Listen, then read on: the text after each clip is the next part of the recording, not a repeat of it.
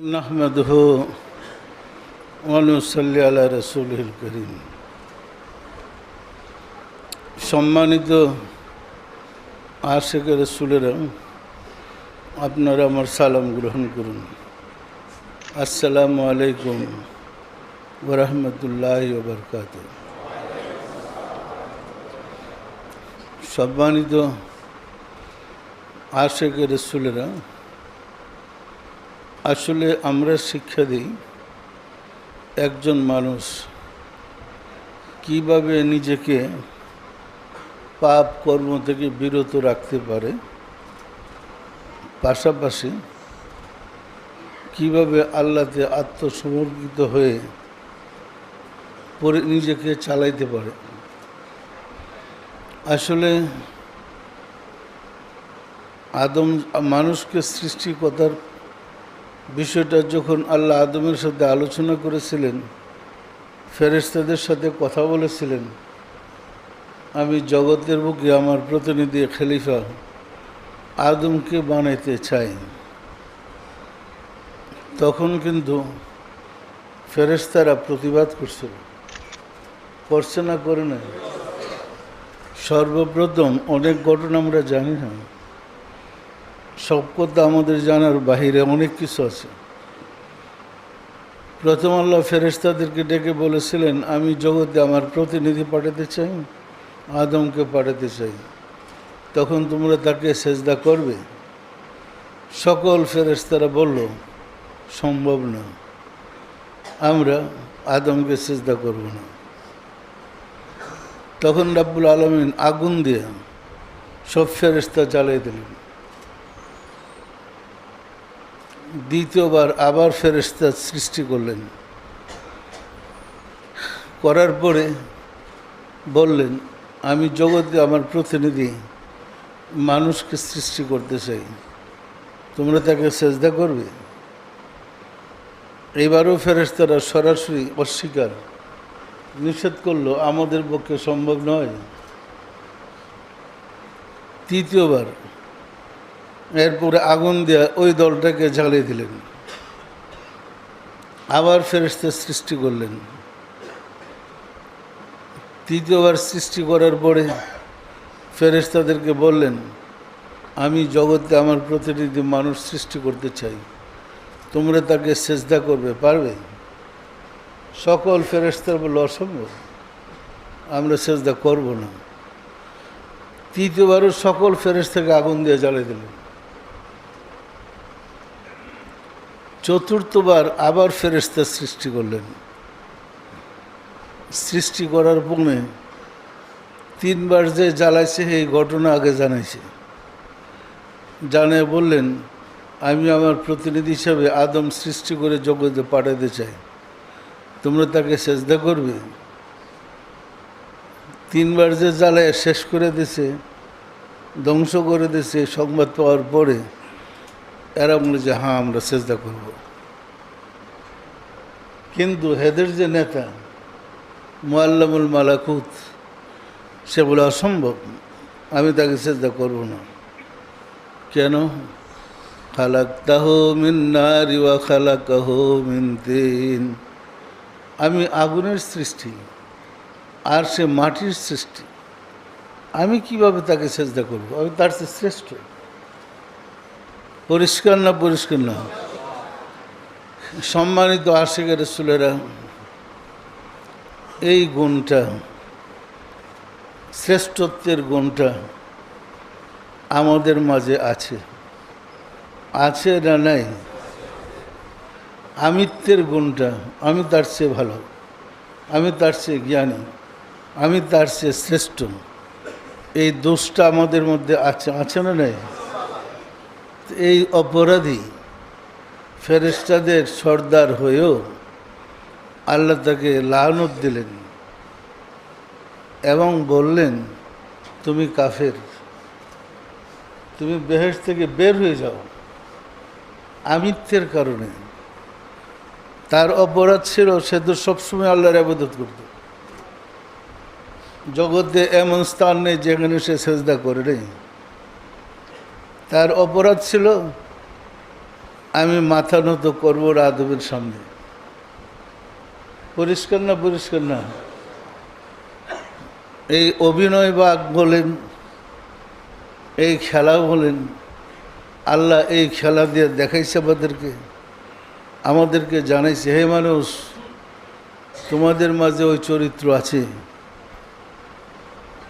ফেরেশতাদের যে স্বভাব, এটা তোমাদের মাঝে আছে। তোমরাও আত্মসমর্পণ করতে চাও না? প্রত্যেককে নিজেকে বড় মনে করো। এই বড়ত্বের অপরাধে দেখো আমি তাকে কি শাস্তি দিছি। পরিষ্কার না? পরিষ্কার না? এমন কোনো মানুষ নেই যার ভিতরে আল্লাহ নেই। আল্লাহ ছাড়া কোনো মানুষ নেই। তবে কারো আল্লাহ জাগ্রত, কারো আল্লাহ ঘুমন্ত। ঘুমন্তের অর্থ হইল আমাদের মতো ঘুম নয়, কলবের সাতটা স্তর, সাতটা পর্দার ভিতরে কারো আল্লাহ ঢেকে আছে, ঢাকা অবস্থায় আছে।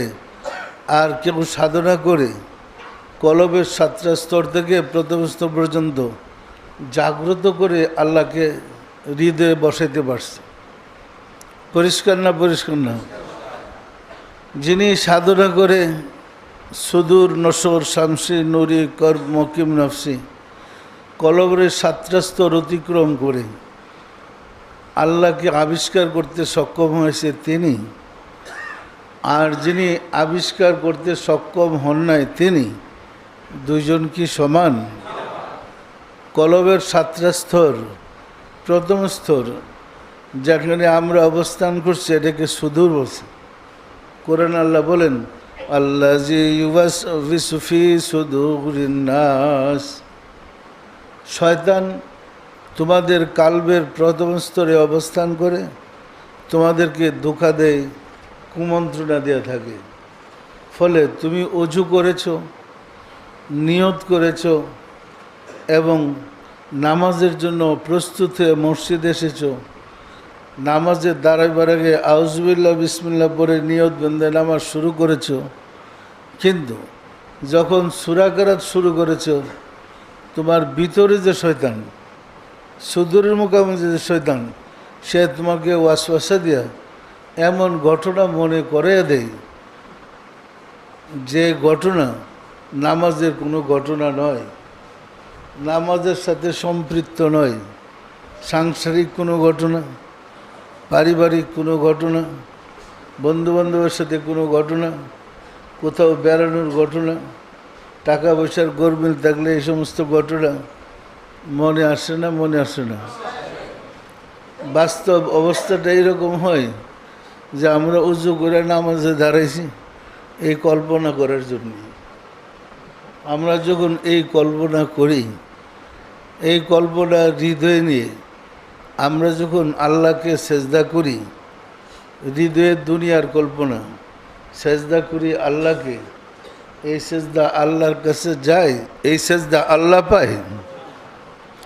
হৃদয়ের প্রথম স্তরে যে কল্পনাটা সৃষ্টি হয় অটোমেটিক হয় না, এটা সুদূরের মোকামে শয়তান থাকে।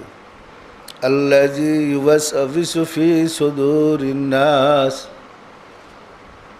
কলবের প্রথম স্তর সুদূরে শয়তান থাকে।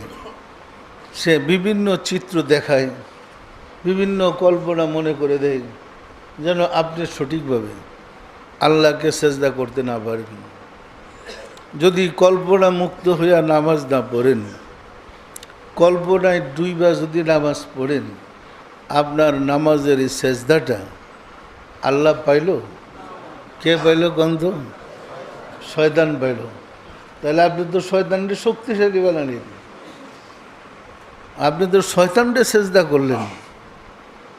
উপর দিয়া গর্ব করে লাভ কি যে আমি পাক্কা নামাজি, আমি মুসল্লি, নামাজ পড়তে গিয়ে একটা আকাম করে আসছেন। পরিষ্কার না? পরিষ্কার না?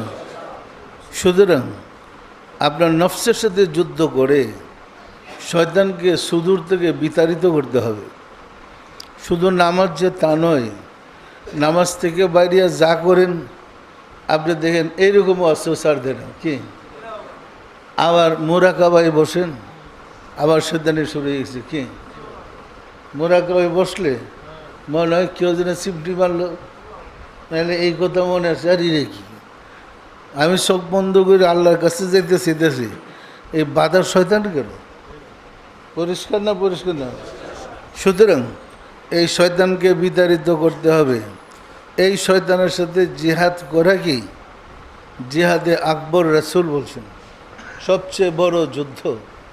যে পর্যন্ত না আপনার আবার কলব থেকে শয়তানকে তাড়াইতে পারি, সে পর্যন্ত আমাদের আবাদত কোনো কাজে লাগবে না, বরং আবাদত শাস্তির যোগ্য অপরাধ হবে।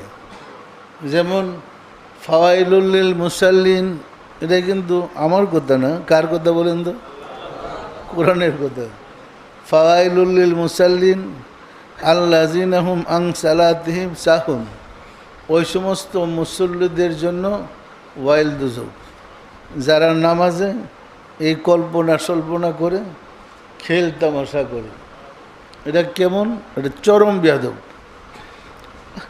আপনি নিয়ত করে আল্লাহর সামনে দাঁড়াইয়া কল্পনা করতেছেন দুনিয়ার, ভাবতেছেন সংসারের, আল্লাহ খুশি না বেজার?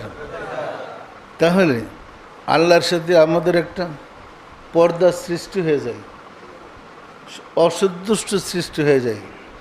অসন্তুষ্টির কারণে আমাদের ঠিকানা ফাওয়াইলুল মুসাল্লিন, ওই সমস্ত মুসল্লিদের জন্য ওয়াইল দুজক। বিষয়টা পরিষ্কার?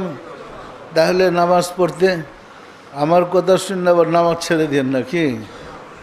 নামাজ পড়তে হবে, তবে নামাজের জন্য মনটা এদিক সেদিক না যায়, গার্ড দিতে হবে, সতর্কতার সাথে আপনাকে সামনে আগাইতে হবে। পরিষ্কার? আমাদেরও নামাজে অনেক কল্পনা এদিক সেদিক গেছে। যখন হুজুর আসছিলাম আর্মিদের তখনও, যখন মুর্শিদের দরবারে গেছি তখনও, সাধনা জগতে যাওয়ার পরে যখন সাধনা বুঝতে পারলাম এটা চরম ক্ষতি, চেষ্টা করেছি, আল্লাহ দয়ার হাত বাড়িয়ে দিয়েছে। পরিষ্কার না? পরিষ্কার না? এটার কৌশল আছে। কিন্তু যারা তাসওয়ুফ বিশ্বাস করে না, পীর মুরিদি বিশ্বাস করে না, কৌশলটা যদি বলি এরা কইব শিরিক, এরা সাফ শিরিক বলবে। কিন্তু আমি যদি বলি, আমার দলিল খণ্ডন করার মতো ক্ষমতা এদের নাই। যেমন আমরা দেখি স্কুলে যখন শিক্ষক ছাত্ররা পড়াশোনা করে, ক্লাসে ছাত্ররা বসে থাকে, শিক্ষক যদি না থাকে দুষ্টামি শুরু হয়ে যায়। সব ছাত্র মিলে যে যেমন পারে আল্লাহ ছিল্লা দুষ্টামি করে না? করে না?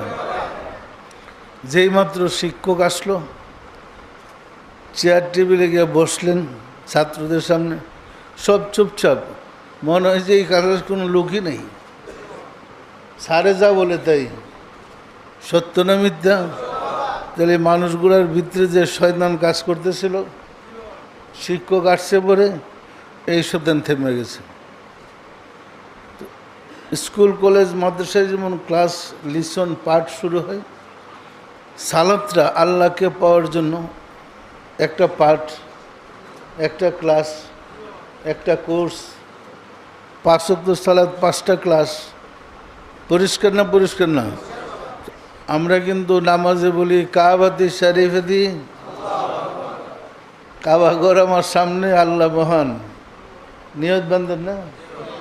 আপনার কি কাবাঘরকে সেজদা করেন?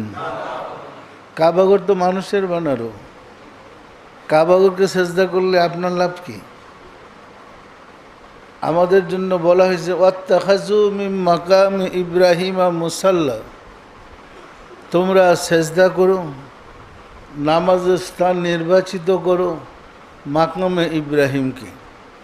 মাকামে ইব্রাহিমে হজরত ইব্রাহিম আলাইসাল্লাম কাবাগরে বসে, যে পাথরে বসে কাবাগর নির্মাণ করেছিলেন, ওই পাথরটাতে পায়ের ছাপ, ইব্রাহিম আলাইসাল্লাম পায়ের দাগ আছে।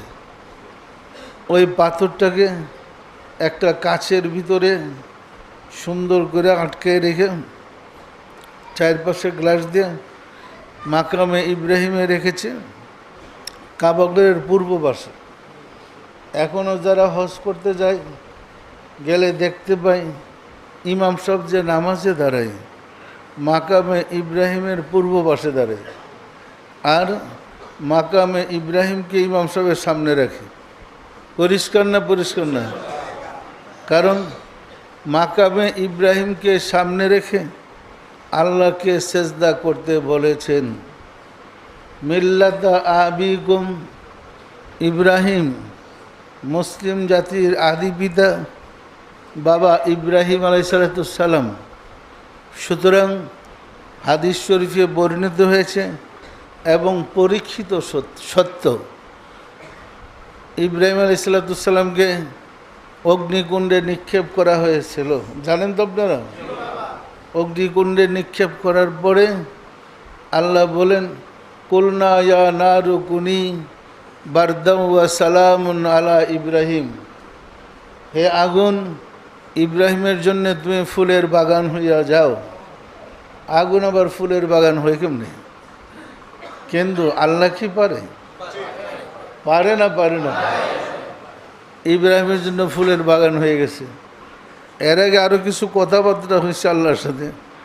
আল্লাহ ফেরেশতা পাঠাইছে, ইব্রাহিমকে বলো আমার সাহায্য চাইতে। সে কি চাই? আমি সব ধ্বংস করে দিই, বলো। ইব্রাহিম বলে, কেন? আমার দুস্থ দেখে না? আমি তার কাছে সাহায্য চাবো কেন? আমার কি হচ্ছে? মানুষ আমার কি করতেছে?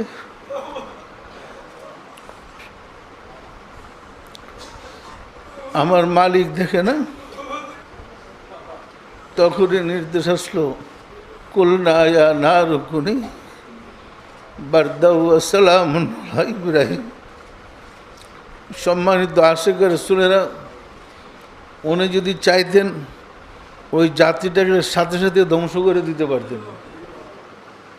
পারতেন না? পারতেন না? আল্লাহ রাব্বুল আলামিন ওনাকে হেফাজত করলেন এবং ওনাকে আরেকটা কঠিন পরীক্ষায় ফেলেছিলেন। তোমার প্রিয় বস্তু আমার নামে কোরবানি করো। ঘটনা কিন্তু আপনারা জানেন। প্রিয় বস্তু কোরবানি করতে গিয়ে উট কোরবানি দিলেন, গরু কোরবানি দিলেন, দুম্বা কোরবানি দিলেন, 100 করে। আল্লাহ বলে কোরবানি কবুল হয়নি। এতগুলা কোরবানির পরে কোরবানি কবুল হয়নি।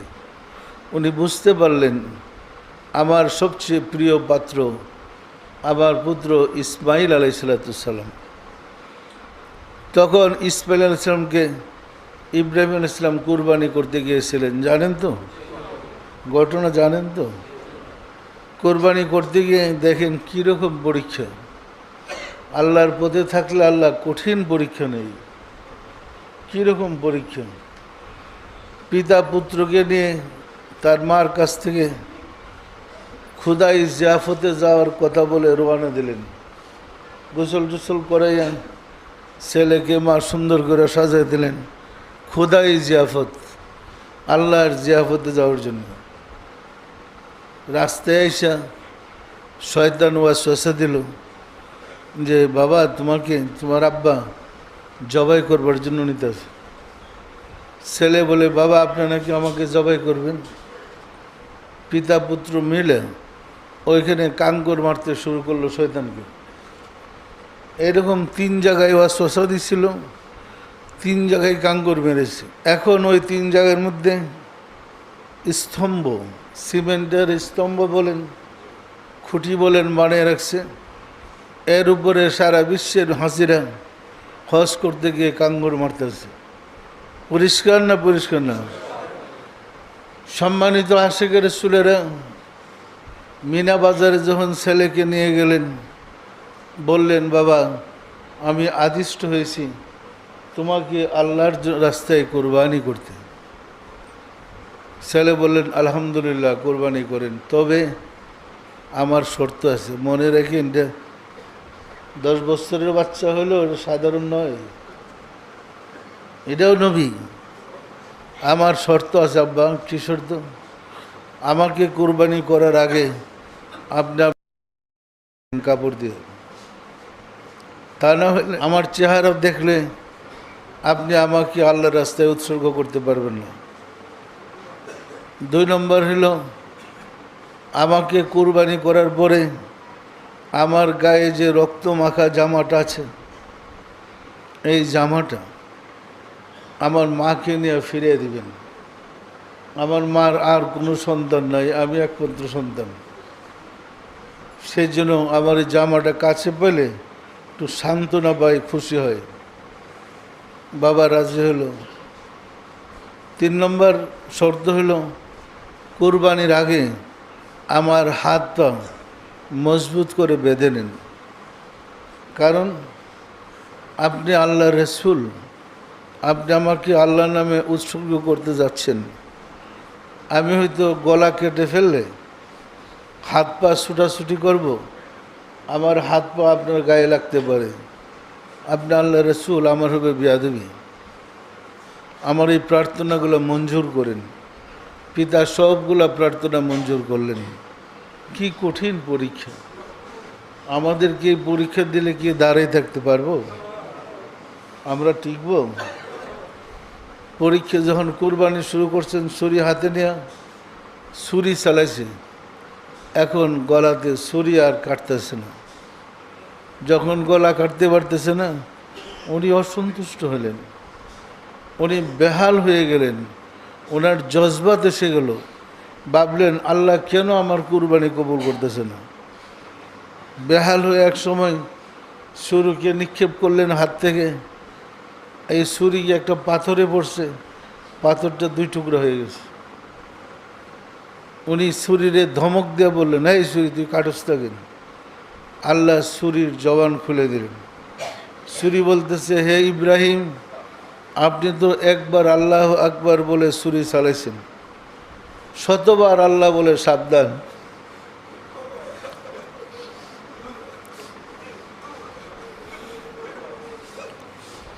হে ছুরি সাবধান, তুমি আমার বন্ধুর গলা কাটবে না। আমি কার কথা শুনব? আবার ছুরি এনে শুরু করলেন কাটতে। জবাই শুরু হলো। স্বর্গ থেকে হজরত জিবরাইল ইসলাতুসাল্লাম একটা দুম্বা নিয়ে আসলেন। দুম্বা এনে ছুরির নিচে রেখে দিলেন, আর ইসমাইল ইসলামকে টান দেওয়া ছুরির ভিতর থেকে সরে দিলেন। চোখ বান্ধে তো, কেউ তো আর কিছু দেখছে না। আবার যখন ছুরি চালিয়েছে, দপ করে জবাই হয়ে গেছে, উনি খুশি হইলেন। দেখেন কি অবস্থা। নিচে ইব্রাহিম আলাইহিস সালাম পুত্রের গলায় ছুরি চালাইছে আর বলতেছিল, আল্লাহু আকবার, আল্লাহু আকবার। জিবরাইল ফেরেশতা স্বর্গ থেকে দুম্বা নিয়ে আসার বলে, লা ইলাহা ইল্লাল্লাহু আল্লাহু আকবার, আল্লাহু আকবার। আর ছুরির নিচে পুত্র ইসমাইল ইসলাম বলে, ওয়ালিল্লাহিল হামদ। যে আল্লাহ তার জবাই করতেছে, সে বলে সমস্ত প্রশংসা সেই মহান রাব্বুল আলামিনের। কি প্রেম! এইভাবে ইব্রাহিম আলাইহিস সালাম কঠিন পরীক্ষায় উত্তীর্ণ হওয়ার ফলে খালিলুল্লাহ, আল্লাহর দোস্ত, আল্লাহর বন্ধুর উপাধিতে বিভূষিত হইলেন। এবং রাব্বুল আলামিন কঠিন থেকে কঠিনতম পরীক্ষা করার পরে তার কালবে আল্লাহর বাসস্থান আরশুল্লাহ নির্বাচিত করলেন। যেহেতু ইব্রাহিম আলাইহিস সালামকে আরশুল্লাহ আল্লাহর বাসস্থান নির্বাচিত করেছেন, সেহেতু ইব্রাহিম আলাইহিস সালাম খলিলুল্লাহ, আল্লাহর দোস্ত।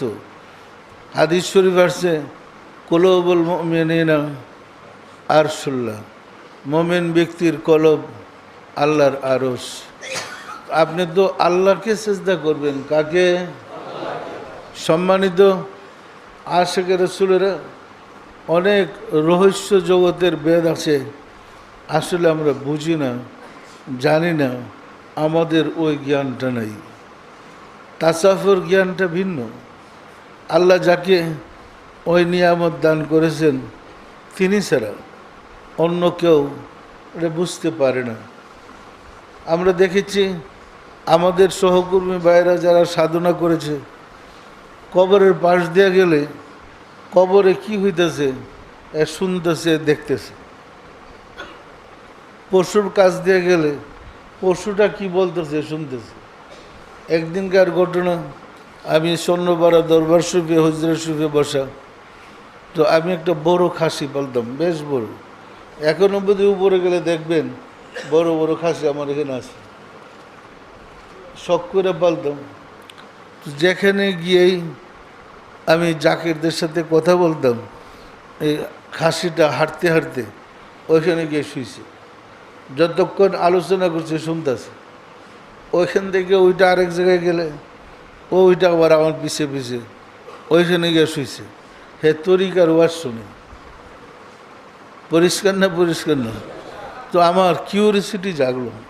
বেশ লাগবো বললো আপনাদেরকে, ফটকা লেগে যাব। আমার মনে কিউরিসিটি জাগলো যে ওয়াজ শুনতেছে কেন, এটা কী, এটা তত্ত্ব বাইর করবো। একদিন আমাদের এক ভাইকে বললাম, ভাইয়া একটু দেখেন তো মোরাকাবা খেয়াল করে এই খাসিটার এই অবস্থা কেন। প্রথম বললাম ওই গুঁ গুঁ শব্দ করতেছে, দেখেন তো।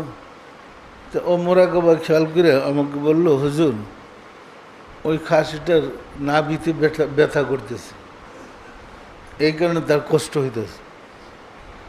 আমি আবার বললাম, ঠিক আছে একটু ব্যবস্থা করে দেন, ব্যথাটা যেন ভালো হয়ে যায়। সত্যি সত্যি আমি বসাই, ব্যবস্থা করার পরে আর গু গু করে না, আরামসে শুয়ে দিচ্ছে। পরিষ্কার না পরিষ্কার না? পরে আমি বললাম, ঠিক আছে, এটা কেন যেখানে আমি বসি গিয়া ওয়াজ শুনতেছে, ওয়াজের বুঝি কি, এ তো পশু, বাইর করেন। তেমন মুর্শিদের দরবারে থাকতে রহস্য জগতের তথ্য বাইর করার আমার একটা অভ্যাস ছিল, রহস্য আবিষ্কার করে নতুন নতুন।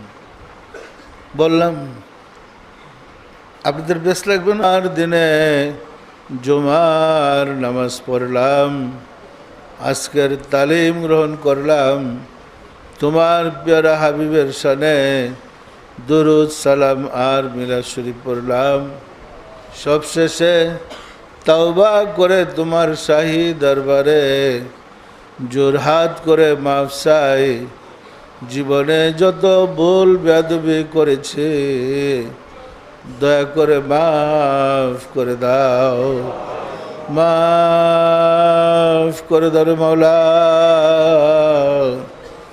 আমাদের ভুল বেয়াদবিকে মাফ করে দাও, আমাদের ইবাদতগুলো কবুল করে নাও, এর ফজিলত পৌঁছে দাও তাজদারে মদিনা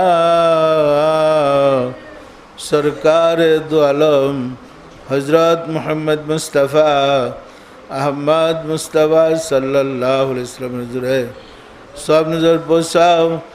রাসূল পাক সাল্লাল্লাহু আলাইহি ওয়াসাল্লামের সম্মানিত পিতা মাতা দাদা দাদি নানা নানি আল আওলাদ আল আসহাব আজওয়াজ মুতাহিরিন আহলে বাইতিন খুলাফায়ে রাশিদিন দের পাক গুজরে সব নজর পৌঁছাও। খাতুনে জান্নাত মা ফাতেমা রাদিয়াল্লাহু তাআলা আনহা, সাইয়েদিনা হযরত ইমাম হাসান, সাইয়েদিনা হযরত ইমাম হুসাইন রাদিয়াল্লাহু তাআলা আনহুমা, যাহারা দিন ইসলামের জন্য কারবালার প্রান্তরে শাহাদাত বরণ করে গেল রে মাওলা, দয়া করে তাদের আরওয়াহ পাকের হুজুরে সব নজর পৌঁছাও। বাবা আদম আলাইহিস সালাম হইতে রাসূল সাল্লাল্লাহু আলাইহি ওয়াসাল্লাম পর্যন্ত যত আম্বিয়া ইকরাম দারুল বাকায় তাশরীফ নিয়েছেন তাদের আরওয়াহ পাকের হুজুরে সব নজর পৌঁছাও, সব নজর পৌঁছাও মাওলা। আমার সহধর্মণি খাতুনে জান্নাত কুতুবুল আখতাব সৈয়দা হামিদা বেগম রহমাতুল্লাহ আলাইহির হুজুরে সব নজর পৌঁছাও। পিরানে পীর দস্তগীর সুলতানুল মাশায়েখ সুলতান ইয়া মুজাদ্দাদ ইয়া দুরগার ইমাম সে চন্দ্রপুরী রহমাতুল্লাহ হুজুরে তার সহধর্মিনী হজরত বড় মা রহমাতুল্লাহ হুজুরে সব নিজের প্রসার মাওলা হজরত খাজা বাহাউদ্দিন নকশবন্দ রহমতুল্লাহ মুজাদ্দেদ আল ফেসানি রহমতুল্লাহ খাজা মাইনুদ্দিন চিশতি রহমতুল্লাহ বড় পীর হজরত আব্দুল কাদের জিলানী রহমতুল্লাহ তাদের তরিকার সিলসিলায় যত পীর ওলি গাউস কুতুব तमाम পৃথিবীর মোমেন মোমেনাত যে যেখানে ইন্তেকাল করিয়াছে মাওলা দয়া করে তাদের আরওয়াহ পাকের হুজুরে সব নজর বসাও। আমরা ভিক্ষুকেরা যারা তোমার শাহী দরবারে হাত উঠাইলাম আমাদের আপন আপন গর্ভধারিণী মা জননী জন্মদাতা পিতা মহাবদ্র স্ত্রী শ্রদ্ধেয় শ্বশুর শাশুড়ি দাদা দাদি নানা নানি খালুখালা ছেলে মেয়ে খেস আগ্রাবা যে যেখানে ইন্তেকাল করিয়াছে মাওলা দয়া করে তাদের আরওয়াহ পাকের হুজুরে সব নজর বসাও। আর যারা জগতের বুকে বেঁচে আছে তাদের প্রতি রহমত নাজিল করো মাওলা গো। ঘরে ঘরে আশেকে রসুল বনে দাও। বিশ্ব আশেকে রসুল সম্মেলনে আমরা যেন গোলামি করে নিজেদের মুক্তির ব্যবস্থা করতে পারি দয়া করে সুযোগ করে দাও। আমাদের মাকসুদ পূর্ণ করে দাও। আমাদের মুনাজাত কবুল করে নাও। আমিন। লা ইলাহা ইল্লাল্লাহু মুহাম্মাদুর রাসূলুল্লাহ।